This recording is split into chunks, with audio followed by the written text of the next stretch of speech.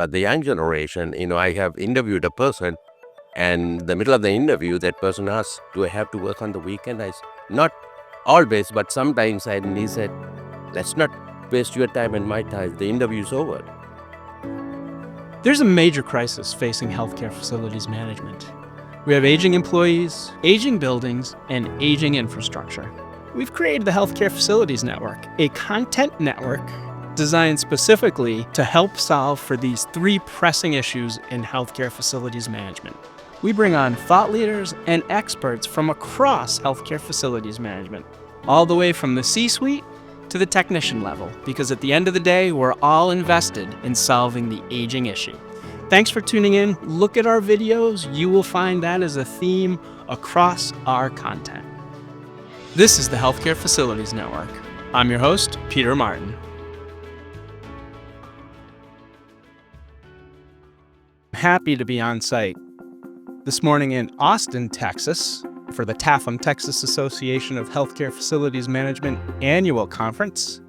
We're in beautiful Austin, Texas, and I have two great guests with me. I have both the present president of ASHI, the past president of ASHI, and we are here to discuss the aging issue that is occurring in healthcare facilities management. And who better from a national perspective, from a local perspective, to discuss this issue. We've already done an episode on aging buildings. We're going to talk about aging infrastructure, but really the key to everything, right, is aging people, because without people, you can't really run those buildings and those infrastructures. So let me just ask my guests to introduce themselves, and then we'll jump into the topic. Mike, why don't we start with you? Well, good morning. Michael Hatton, Vice President, Memorial Hermann, down in the Houston market here. I do construction and facilities management across the enterprise, and I'm the current 2025 ASHI President. And welcome to Austin, Texas. Gorgeous spring weather today again. Well, it's funny. So I'm from Boston, and I got down here yesterday, Sunday, and it was maybe 45 degrees and windy. And so there were people with winter coats, which is always funny coming from the north. I thought yesterday was nice and warm compared to home. It felt very, very springish. It's the last blast of spring before summer around. Excellent. Well, I like the warmth. It feels very nice. Thank you, Mike, for appearing. Skanda. I'm Skandaverl. I'm the Regional Director for South, and I work for Common Spirit Health. And we were talking about the weather. I'm living in Omaha right now, and I thought I'd come into a warm place, but I landed here, and in the airport, I thought first it was the air condition of the airport, and got out to the parking lot, it's the same thing. And that, then I didn't bring a jacket, but I brought a sports jacket, so I'm good enough. So I'm the immediate past president, also president of ASHI 2024. Thank you, Peter, for inviting us for this. My pleasure. My pleasure. It's always good to have you both on it. And let's just start at the top with the aging issue in healthcare facilities management. You guys have traveled, traveling the country, meeting with constituents, working in your hospitals. How bad is this aging issue in healthcare facilities management? What do you see as you work and travel? Well, as an ASHI president, one of my goals is to travel to every corner of United States and even extend to the Canada. And also I had a chance to go to Saudi Arabia to see what's happening in the global market. Number one issue I heard from everybody is the aging population. And they don't see that there is enough people entering the healthcare industry. And there are many reasons for that. And it's something that as a past president of American Hospital Association, also in the plate of Mike Hatton, actually need to address that. And also every big systems in the United States have to address that. Otherwise, we are going to go through a gap and it's going to hurt us. I think it's, we've been talking about this at ASHI and across our enterprise for the last 15 or 20 years, and it's arrived, as you can tell by those of us that are being interviewed this morning. But, as I travel around, you can see the aging of the group. I think what's nice, I see probably about a third of the people here at this TAFM convention this week, I noticed, are on what I would call the younger demographic. So it's good to really get that group out here. I think one of my goals as the current president of ASHI is to grow our group and, make a conscious decision and a intentional decision to get some new folks into our business, and they get them in that leadership pipeline so they can replace us as we age out. it's nothing new. And I think it's good that you're highlighting that, Peter, because that truly is, the people are probably the hardest resource to replace in our business. What do you gentlemen think? Obviously, the primary or one of the primary reasons is the baby boomers, right? They're retiring. But are there other factors that you see playing into this issue of the employee deficit of not getting enough people in it? Or is it purely a boomer retirement thing or other factors at play here? Peter, if you look at the healthcare environment, the people who work there, they are devoted. We are open 24/7. And I was talking to a gentleman yesterday, and it's nothing that if something broke, we cannot shut down and go home, close the hospital. So the environment is not attracting the young generation to enter the field. So that is what we have to promote our profession, and our compensation is not matching the other industries. So there are multiple factors. In fact, I got up this morning, early morning at 4 o'clock because I am trying to prevent a person leaving to go to another system because there's a supply and demand. Yeah. So we are going to go through this, and the technology is helping us. So it is something that the senior people, before we retire, when the time comes, we need to put a platform for the younger people to get on board. And that is our goal right now. I think it's obvious the math involved in here over the last 20, 30 years. Our staffing ratios are probably shrunk by 2/3, maybe even 3/4. So, there really is not what I would call a farm team, if I want to use a baseball analogy, because most of us came up through the ranks with some form or fashion, either as a junior manager, or a lot of people came up through the skilled trades. And if you shrink the workforce by 3/4, then automatically then you've shrunk your bench strength. And as Skanda mentioned, we're a 24-hour facility, and we don't really even have the depth of people, and have an on-call system for leadership or things like that. We're always on call. So we're dedicated, we love it, but not everybody likes to do that with their life, especially when we get into perhaps the millennial generation, or some of the others have a different way of work stoppage. So I think that truly is the Achilles heel. Pay is one thing. Yes, pay people move around, but I think also it's just the lifestyle. It's a dedicated group that we need. So compensation and work-life balance. Let's Work balance, I think that has been not there for the earlier generation, and they're used to it. And most of our baby boomers, came from retired Navy, worked in the Navy ships, and the ship is on the sea. They are 24/7 in the Navy, in the ship. So when they come out and got a job, for them, staying 24/7 on call didn't matter. They are used to it. But the young generation, I have interviewed a person, and in the middle of the interview, that person asked, "Do I have to work on the weekend?" I said, "Not always, but sometimes." And he said, "Let's not waste your time and my time. The interview is over." And that's the way they do it, because that is a new generation. Their way of thinking is, hey, if I can't have a personal life, I don't need to work. And he or she is right. Yeah. I mean, we work to live. Right. And if you don't have a life to working, there's no meaning of working. Yep. So, I mean, their way of thinking is good. So we need to accommodate them and find ways to work with them. Yeah. I have I'm plugging in another one of the episodes we did. I don't know if you gentlemen saw it, but I have a I call it the Millennial Roundtable. And there's 4 people: Brittany Remick, Jim Grana, Logan Landis, and Claire Salinas. And I've known them for many years now, and we did an episode 2 years ago, kind of about the expectations for millennials, and we did another one recently, kind of like a follow-up. And it was funny, Brittany made a comment, and all 4 of them have advanced over the last couple of years, and we talk about the work-life balance and everything, but they're passionate about it, and that's why they stay in it. But Brittany made a comment. She's like, "And I'm in double digits now in years of healthcare experience." And it was like they're becoming, again, it's a millennial generation, but yet they're becoming entrenched in healthcare like you gentlemen were, and their their careers are taking off. So it's a very interesting dynamic. And I think they just have a different way of work. And I think we in our generation need to get used to that. And, a lot of my younger people with families, they go home for a 3 o'clock baseball game or soccer match, and that's good. But then they jump back on when they're done with that. And if we need to catch up, we can catch up in the evenings, or we email back and forth, or even visit on the phone at 7 o'clock or so if we got to catch up with issues. So I think we just need to also perhaps mold the healthcare industry facilities management around a new group of workforces and put some items in place to make these facilities easier to manage in the off hours.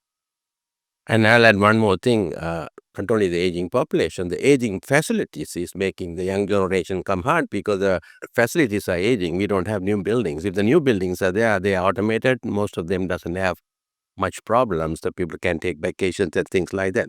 Now, the aging facilities break down in many times in nights. So that is also a contribution. So not only we have to cater for the new generation, we also start investing money on infrastructure. That will definitely help because that will attract people to come. Yes. And that's, this year at the Healthcare Facilities Network, those are the three things we're focusing on because I think by far, those are the biggest issues we face. It's aging buildings, aging infrastructure, and aging employees. There's nothing that's even close. And every organization we speak with when I was recruiting and here, they either have one of those or three of those. Some deal with all of them. And the issue is it's not going away anytime soon, but that's why we're trying to take steps to solve it. Let's go though. One of the big ones is compensation. And I've seen, folks in your positions, you advocate for your employees. You encourage HR to go out and maybe do some salary surveys that are a little more accurate, but you're not the final decision maker always in these regards. Yeah. How do you gentlemen work to try to get that compensation or keep people, or if you can't get the compensation that your employee you feel deserves, keep them engaged, happy, and with you? It's a big question and it's a big issue, but is there anything you try, you do, you've seen effective? Well, I'll start with that one. I think even last week I went out and got actually some of the skilled crafts in our marketplace on what they're actually paying those so we can create another level of a senior mechanic position. We're looking for people with skills, electrical, perhaps even licenses, some of the higher tech people to keep on our team members, and we're not paying anywhere near close to the scales that they're getting out in the marketplace. So I had to go out and grab some of that data from my human resources people and get that in the pipeline, and perhaps we can create a new senior mechanic position, which also makes sure don't have the compression with our managers and things like that. But, historically, from what I know, that our compensation people have always benchmarked within healthcare. And mathematically, I think it's easy to point out you can benchmark yourself into oblivion. If you're always taking the average of something that's too low, the average will always be lower mathematically. So I think we really do need to step back and see the skills that we need and try to make sure we're within that marketplace. Now, we don't need our new people traveling all over the country, and so they don't get their per diems and things like that. But when people get a little more mature in their career and they want a place to call home, they've still got to be able to make a decent salary that we can keep them on our payroll instead of going in Houston. It's the oil patch, the technology, the same technologies we need. Those folks can go out and work in the factories with the robotics and the oil field and make a lot more dollars. I think Mike covered everything. That is one of the things that HR goes to the other hospitals, and most of the hospitals are non-profit organization. And when it comes to the compensation, I think they have a limited that they can go up to, and we cannot compete with the profitable organization like oil company or the other airline industries. I have seen people taking a job in the airports. Even the people who are actually putting the bags inside and outside the plane is sometimes making more money than the senior mechanics. Yeah. Because again, it's a labor market, and the more the supply is low, the demand goes up. So And I mean, you look at it, you get paid a little bit more in the healthcare, and you probably don't have as much stress. That's You right. probably have your better work-life balance. So yeah, what's the decision? Sometimes it's pretty easy to make. We've talked about, or you guys have mentioned, compensation and trying to work with leaders. For people who, okay, that's great. We got this aging issue, right? We know, we've heard about it. Everybody talks about it. But what are the practical implications in the hospital? When you lose people who are experienced, when you don't replace people who are experienced because you can't find them, what is the impact in the hospital facility environment? What does that labor shortage cause for you? What headaches does it cause? I can tell you, we are taking a major risk For an example, I was on my way last week coming down from Steubenville, Ohio, and I was landing in Detroit airport. I got a text saying that we lost power and the generator shut down. And we are in the dark. And plane hit the tarmacs, and that's the text I got. So I got down and I picked the phone. So again, that's a major risk because there is no electrician on staff. So we had to call a contractor. The contractor is 30 minutes away. So you can imagine, Peter, the risk we are taking. Yeah. So we are putting our patients on a harm way by not able to sustain quality. So that's a major issue. Yeah. I think, the skill sets that we've always gotten used to, as short-staffed as everyone is, just trying to take time out for training and education. I know I've noticed on some of my newer team members there that we spend so much time working on the regulatory environment and checking all those boxes, because that's where you get your reward in healthcare, is whatever your accrediting agency come up to make sure you check, we've got all that handled. But we don't really get back to the actual physics or the science of the building, as Skanda says, and have people that know how to work on those systems and know how to methodically troubleshoot problems. And we've got to intentionally take time out to get the education in whatever means we can, whether outside seminars, internal seminars, get people to some of these local conferences, some of the national conferences, and take the time to actually put together a formal training program. And I think it's probably more self-evident now than it ever has been, as the depth on the teams has shrunken dramatically. How do you juggle all that, Mike? I mean, you want to get your people to conferences, you want to get them out, because these conferences are invaluable for making those connections. Yes. Right? And you can call up somebody you never knew, right? But how do you make time? And then how do you, like, in an age of shrinking budgets, how do you advocate for that and get that for your employees?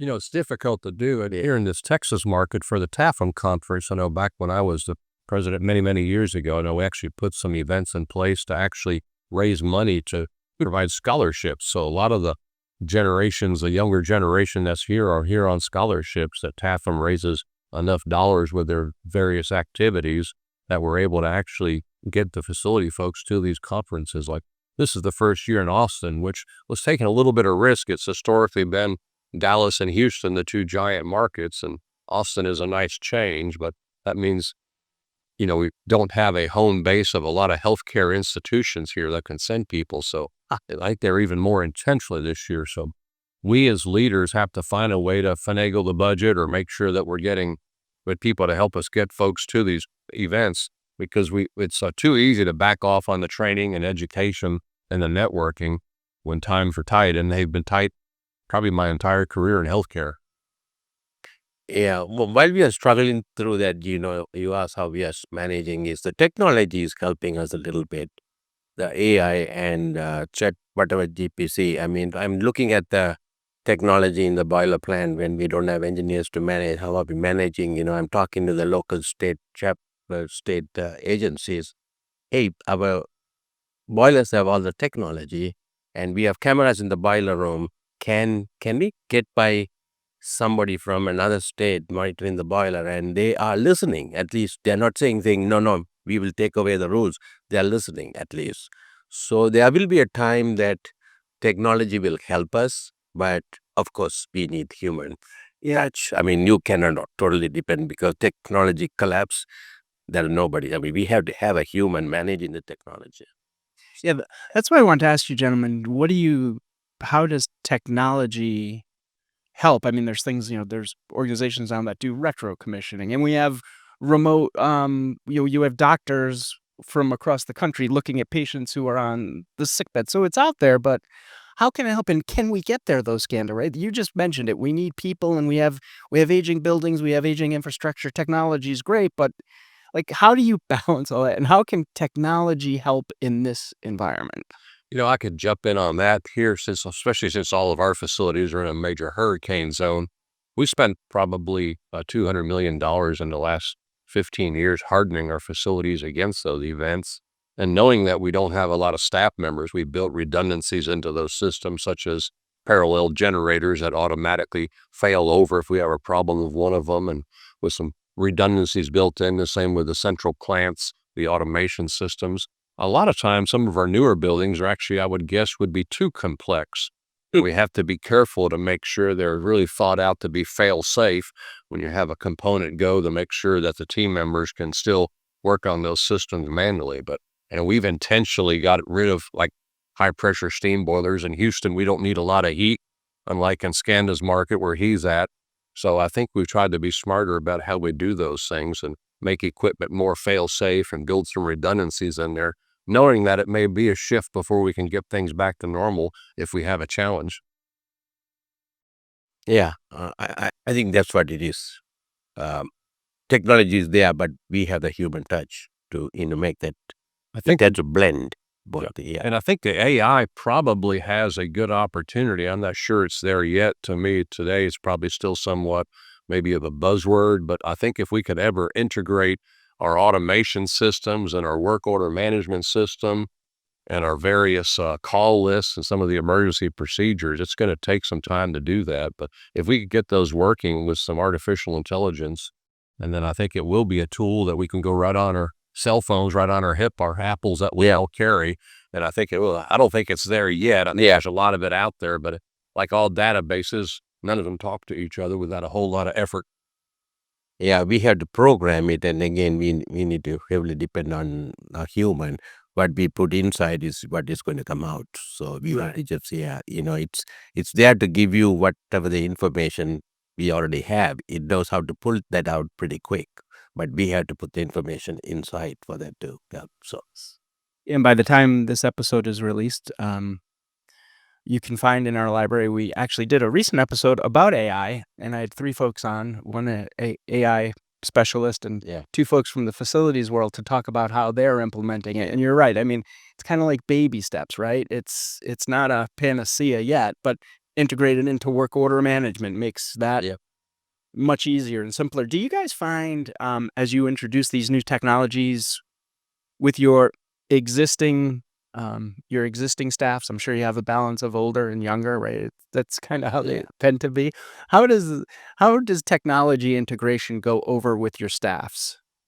Well, I'll take that. I think one of our new directors out in the big medical center campus, she's been a breath of fresh air because she's the generation that lives on their cell phone. So that generation has forced us to do a lot of things that old guard like myself wouldn't even think through. So I think having that nudge us to this next route now, I think we've got a lot of roadblocks internally. Mostly our information systems folks we have to be so cautious about hackers and things like that on the networks is how do you blend those two together? So I think we're starting to get baby steps to get into that. I know we've implemented some fault detection management at 2 facilities, which really is part of the whole AI system. Now the problem is in how do you come up with some scripts to really tell us what it needs and then do the training with your team members to get out in the field and address those problems. So I think this next 10 years, we're really going to see that take off and become usable. No different than the Apple phones were or the Android phones were, 15 years ago. They were somewhat of a novelty, and now they truly do. We live by them. Yeah, just follow up the old generation, the new generation. I walk down the boiler plant, every now and then, and ask the guys why that flame is so yellow, why it's not blue. And, the elderly people tell me the answer by experience. And I was walking by the young guy, and I asked the same question. And he was standing behind me, and he was doing something on his iPhone. And I was kind of a little agitated. Well, I'm talking to him, he's walking with me, but he's on the phone. And by the time, we got out of the boiler plant, he gave me the answer because that's what he was Googling. I mean, at least he know where to find the answer. Yeah. So I'm looking at it, okay, those guys tell the answer in experience. This guy found the answer to me because he found it where to go and get it. So you see how the new generation is blending into the old generation. So, which is good. Life is changing, culture is changing. So I think we have hope. We have hope with the younger generation. They will do better than how we did it.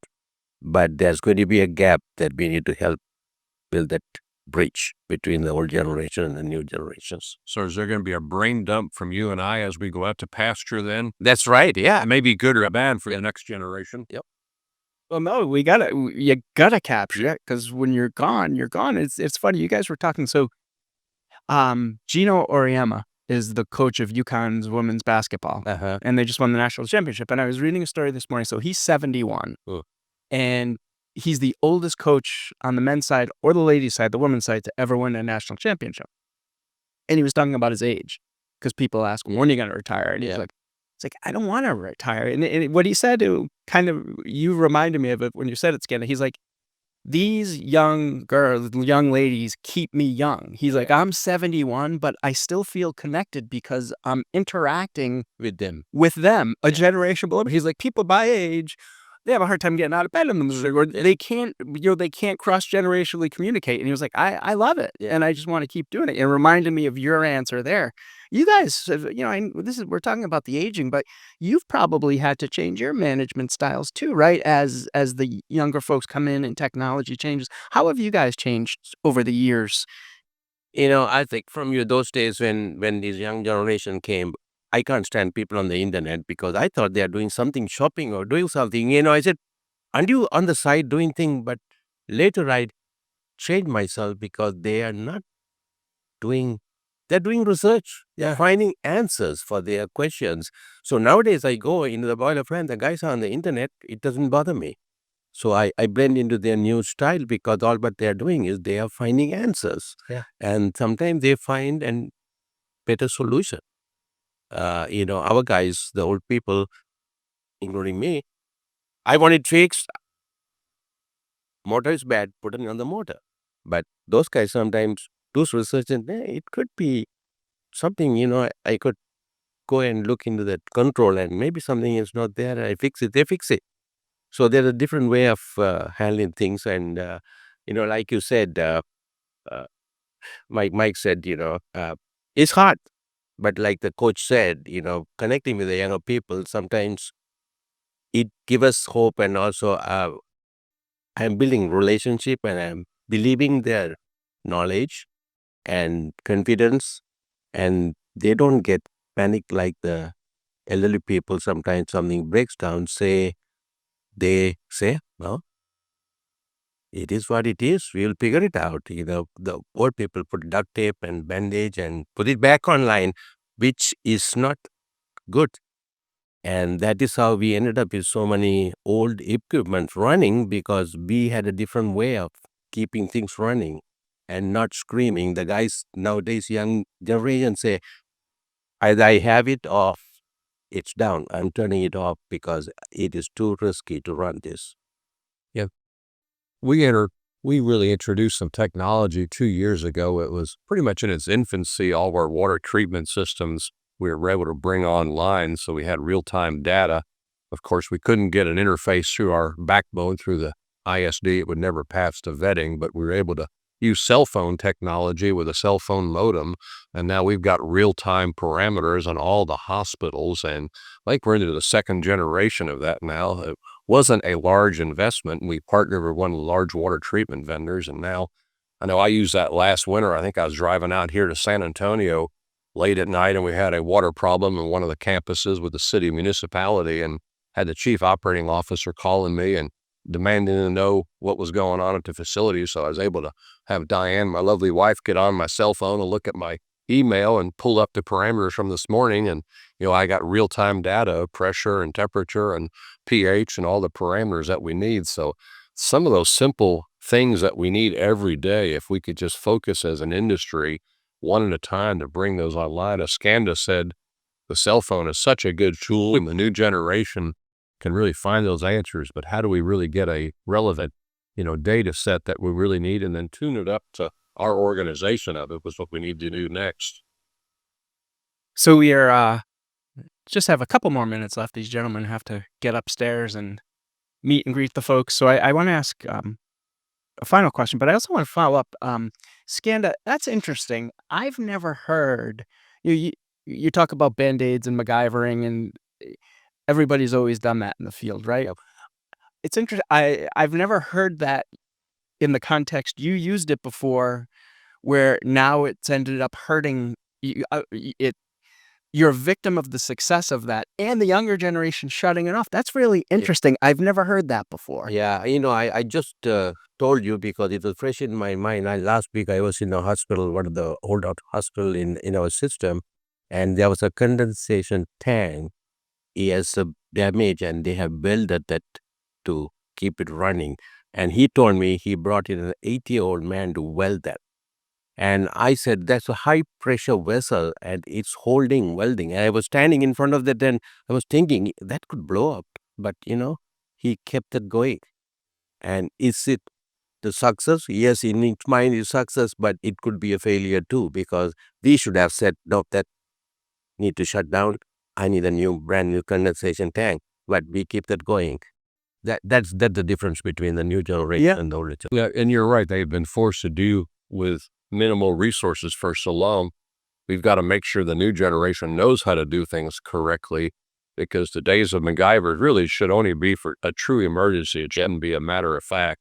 And that's how that really has contributed to the aging infrastructure. It's up to us as leaders to make sure that our CFOs know what's going on in the next 5 years and the next 10 years and what those capital dollars are. And it's up to us to market and push for those every day. You're always going to have a few MacGyver issues, but that really should not be the norm, as Skanda said.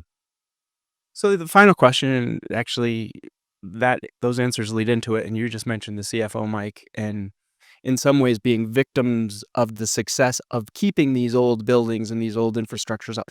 Do you feel, and if you don't want to answer this question, you don't have to, but do you feel that within your organizations, or even take it nationally, because you both see, you have a national perspective, do you feel, or do you think that organizations at the C level, now they know there's a problem, right? And they've got a whole hospital they're running, so I understand facilities isn't their only focus. But do you feel that they understand kind of the gravity of the issue and what the implications are down the road if we're not able to resolve the aging employees, whether it's via better compensation, better work-life balance? Do you feel that that senior leadership across the country understands the implications of the road we're traveling down? If I can jump in, I think Memorial Hermann definitely does, but like the entire industry, I think post-COVID, we've been focused so much on the clinical aspects of it. I think we've got to push to get sure that we've got our place at the table as well. And I know my own human resources generalist revisit, like I said last week, on some of those salaries, and I've got to get out there and look at some job differences and try to differentiate between those and do that. So I think it's up to us as leaders to take something that probably most of us don't like doing every day and get out there and push that issue, because we're just as important as nursing when the generator doesn't start. So how do we work through that? Like Mike said, my organization, Common Spirit Health, they understand. And we have changed a lot of way of doing things, and we get better in communicating, have a 20-year plan, and explaining them, not doing these things, the consequences of what could happen. If some of these things that we asking for millions, we could have got it done $20,000-$30,000 10 years ago. Now we need almost $1 million to fix what we did fix for $20,000. So they understand, and also they are bound by the rules and regulations and the market and the EBITDA and all kind of things. Everybody is working with the budget. So they have their own issues. Clinical nursing staff have their own issues. So it's a teamwork. Yeah. So last question, yes or no? Do you think we'll be able to solve the aging issue? And if so, how long? Whether we like it or not, it's going to be solved. It's going to be a struggle, but I have hope it will be solved, because life goes on. There won't be a hospital shutting down because they don't have staff. I see Starbucks coffee sometime I drive in and it's closed. Then the next day I ask, why did you close yesterday? We didn't have the staff. I hope that doesn't happen to the hospitals. We will survive, but we will go through a tough time. Yeah, and I'm really think we'll work through the next generation. We still won't have the ratios that are in-house staff, but we've all learned how to outsource, and we learned how those loyal contractors are, those skilled trades that will come out 24 hours a day and help us. So as Skanda says, we will survive. It's upon us. And I think our people are very creative about getting the job done regardless. So I think it's going to be different than we saw in the early phases of our career, and it's upon us. But yeah, we'll survive, and I think we're going to do a better job, especially if we can get people to more of these conferences and get more networking, regardless of where they want to spend the next leg of their career. I want to keep them in healthcare is what I'd like to do. That's why I think it's important to keep them at these conferences and ASHI, TAFM, all the other state organizations and the other chapters that I visit. Excellent. Well, with that, I would like to thank my guest, Mike Hatton, current President ASHI 2025, Skandaverl, past President of ASHI 2024. Gentlemen, thank you for your time. I appreciate it. Thank you, Peter. Thanks, Peter. As always, thanks for watching the Healthcare Facilities Network. We'll be back. If you want to be a guest on a future episode of the Healthcare Facilities Network, go to healthcarefacilitiesnetwork.com and let us know who you are and what you want to talk about, because together we can solve this critical aging issue.